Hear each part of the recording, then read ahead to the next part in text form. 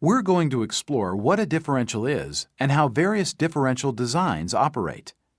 When a vehicle is turning, each of its wheels travels along a different path.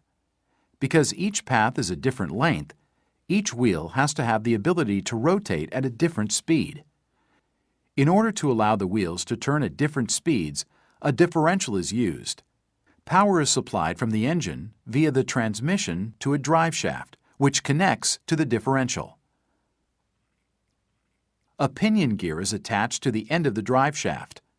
This turns the ring gear. The ring gear surrounds a set of differential gears that enable the two rear axles to turn at different speeds. When the vehicle is traveling straight, the left and right axles turn at the same speed. When the vehicle is turning, the difference in rotating speed between the two axles is compensated for by the differential gears.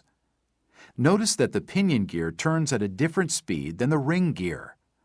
The ratio between these two gears is called the axle ratio.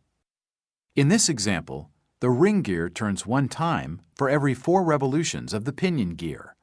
This axle would be said to have a 4-to-1 ratio.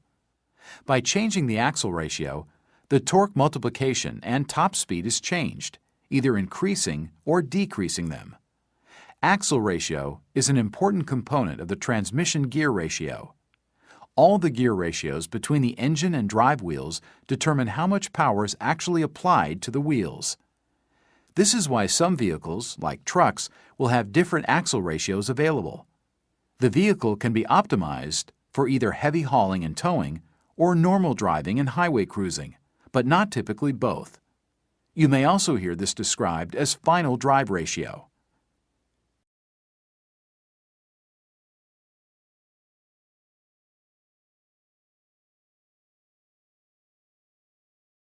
This example is known as an open differential. Open differentials are inexpensive, lightweight, and require little maintenance.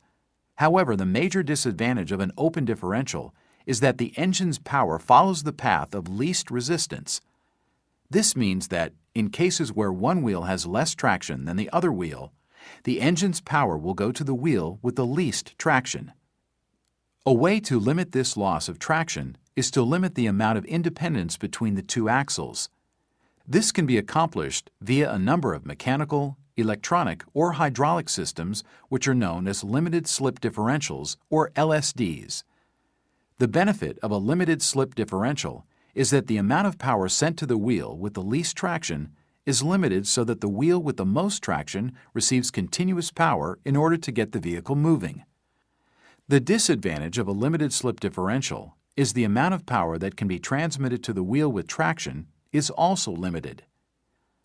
The next type of differential is known as a locking differential. Locking differentials have mechanisms that can literally lock the two rear axles together when needed.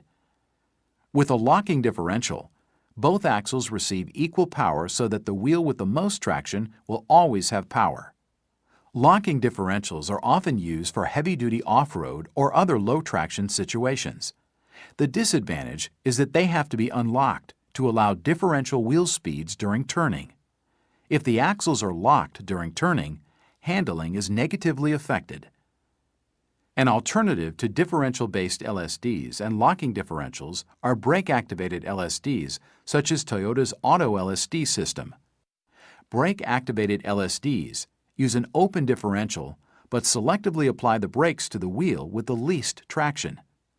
This takes advantage of the path of least resistance to transfer power to the wheel that isn't having the brake applied. The Auto LSD system is designed primarily to improve traction at times when the vehicle is likely to get stuck. The system's electronic control gives it better torque transferring abilities than other types of differentials.